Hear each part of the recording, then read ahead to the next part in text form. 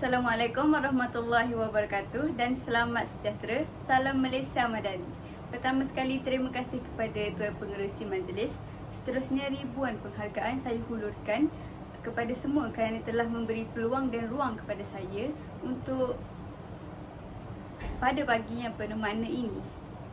Tuan-tuan dan puan-puan, hari ini berdirinya saya di hadapan Khayalak adalah untuk mengutarakan satu isu yang telah memberi kesan bukan kepada para pelajar namun kepada komuniti.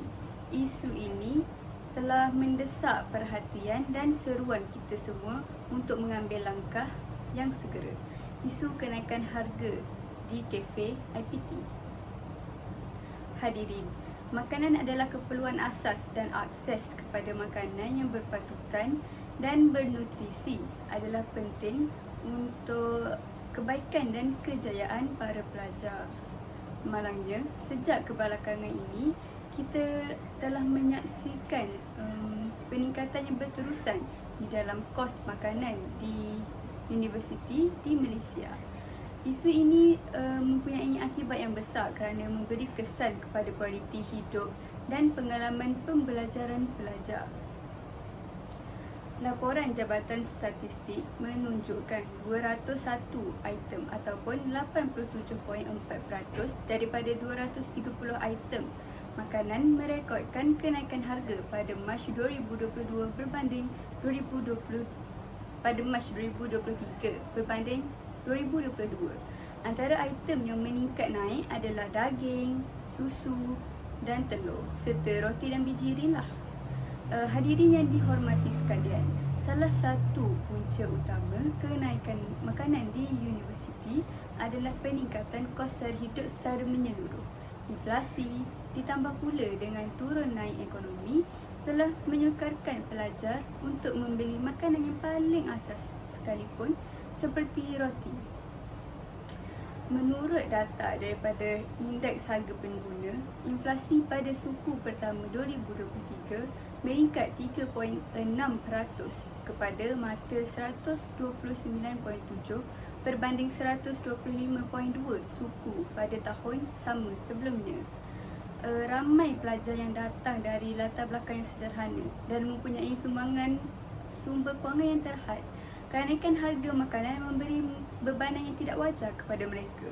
Hal ini memaksa mereka untuk berkompromi dengan pemakanan dan kualiti dalam makanan loji mereka. Tambahan pula, kekurangan persaingan dan kejujuran dalam sektor perkhidmatan makanan juga merupakan faktor penyumbang kepada isu ini.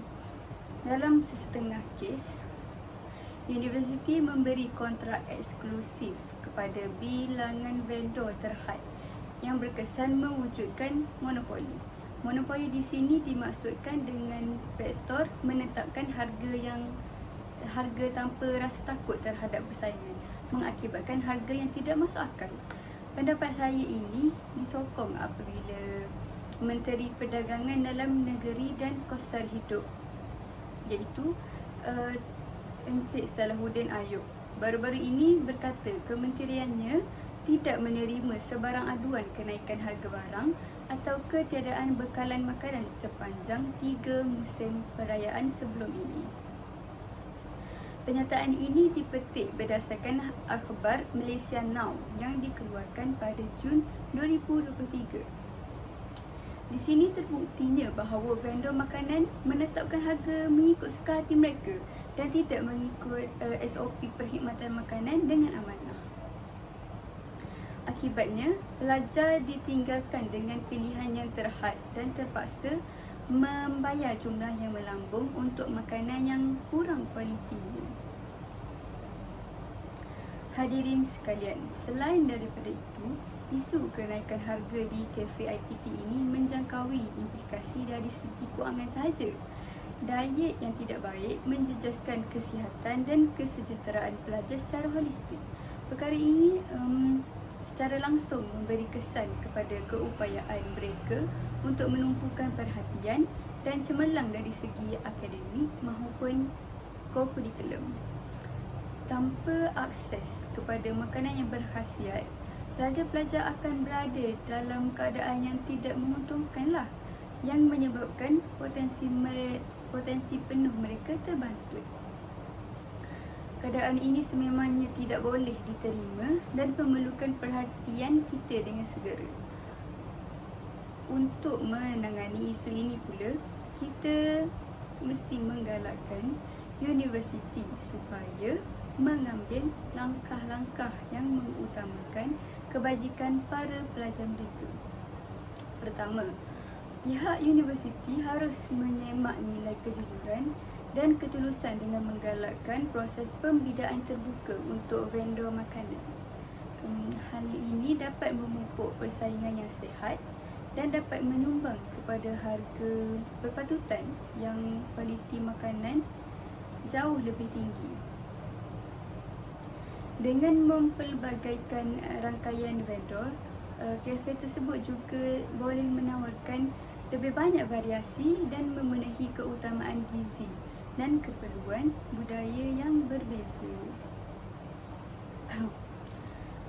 Hadirin, di samping itu, pihak universiti perlu melibatkan diri secara aktif dengan wakil pelajar seperti JBP, MTI dan mempertimbangkan pendapat dan input mereka apabila membuat keputusan berkaitan perkhidmatan makanan ini.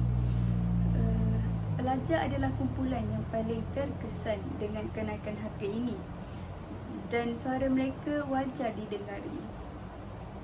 Dengan melibatkan mereka dalam proses membuat keputusan, pihak universiti boleh dapat memperoleh pandangan dari pelbagai perspektif dan berusaha ke arah menyediakan makanan yang bermutu tinggi serta berharga mampu milik yang memenuhi keperluan dominan pelajar yang pelbagai.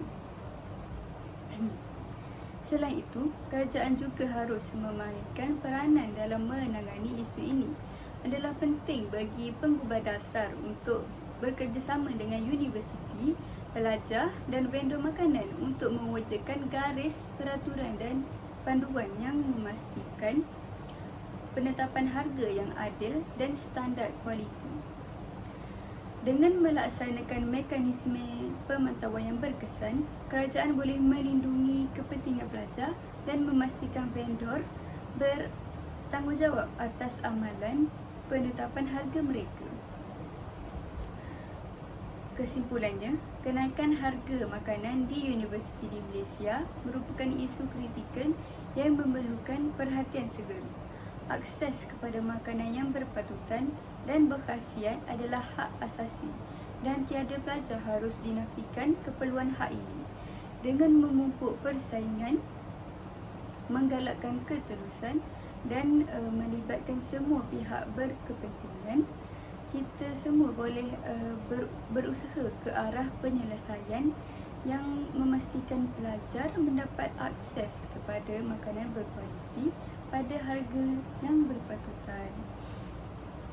Marilah kita berganding bahu menangani isu ini bersama-sama demi kemajuan pelajar dan masa harapan negara kita. Bab kata pepatah, pemuda harapan negara, pemudi tiang bangsa. Itu sahaja daripada saya. Sekian, terima kasih.